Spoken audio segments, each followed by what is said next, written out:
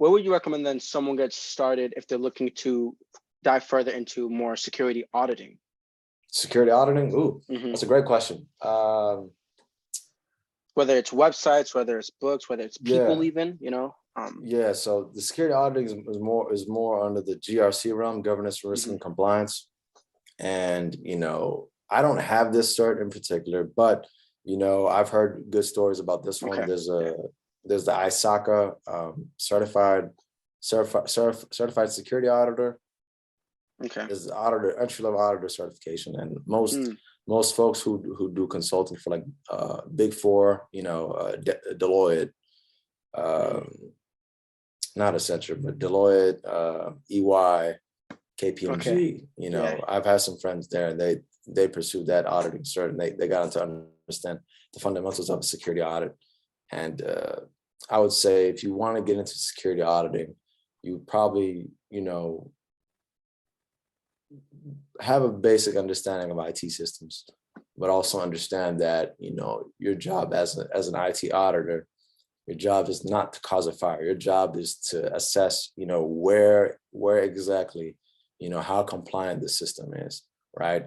And also as an auditor, you don't want to be the person that just points to the problem and says, hey, you guys are non-compliant, go fix it. You want to lean towards, hey, there's an issue and here's what we recommend on fixing it. So adding more value beyond the audit, which is why for me, I was going to ask, so it's not even finding the issue, it's giving a recommendation on how to. That's the most of the time when it comes to auditing is just finding a problem and then pointing the finger and saying, go fix it, right? But I think, in my opinion, and my mentors, you know, they've also shared this opinion, is like, hey, if you're going to be auditing the system, you know, give good feedback and give actionable advice, you know, that way you're adding value beyond just pointing out the problem, right? Absolutely. You say, hey, no, this is on fire, go fix it. It's like, no, hey, this is on fire. Here's a water bucket with water in it. Let's go help and fix this problem together. So you're adding value beyond that point, you know, in comparison to the traditional way of looking at auditing. I think security audits, the more understanding you have of the system, the better you are as an auditor, and the more tangible consulting advice that you can give.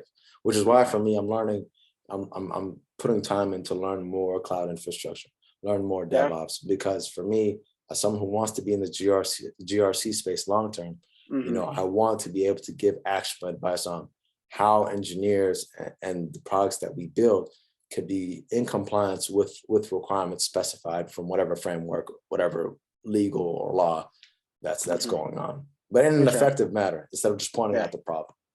Brilliant. Okay. And what's your favorite thing about governance, risk, and compliance? My favorite thing, that's a great question. And if you need some time to think about it, you know. Yeah, I need a minute. Let me drink my water. Yeah, go for it. Absolutely.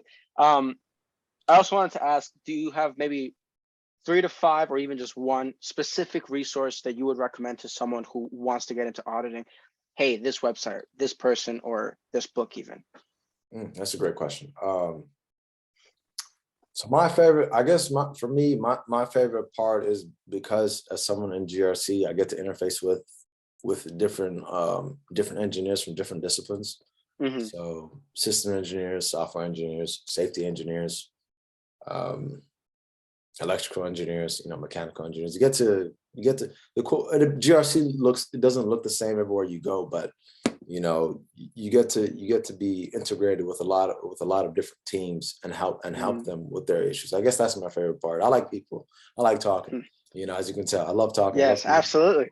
I love connecting with others. So when I get to work with, meet new faces, meet new teams, and figure out what they're working on, you know, what issues they're trying to solve, that makes my job easy. That makes my job easier. I ask myself, how can I make their job easier instead of just bringing them problems? So my favorite part is meeting new people and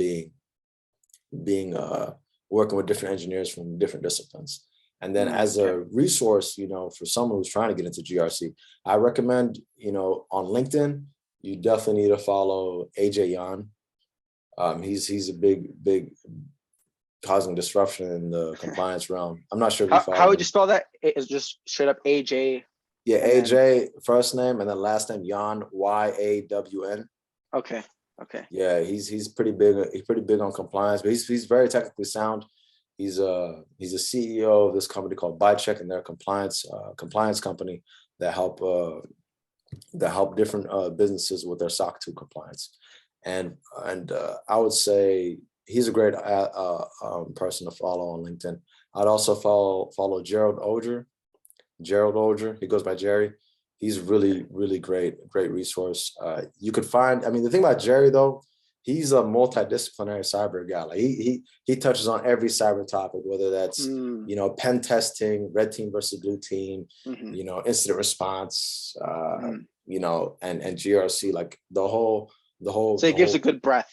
Yeah, good breath. But I'd say Okay. he's one of the few content creators on YouTube space that give good Really? GRC content. And I believe he has a GRC course I've heard great things about as well. Okay. Highly recommend, you know, first check out his YouTube GRC content.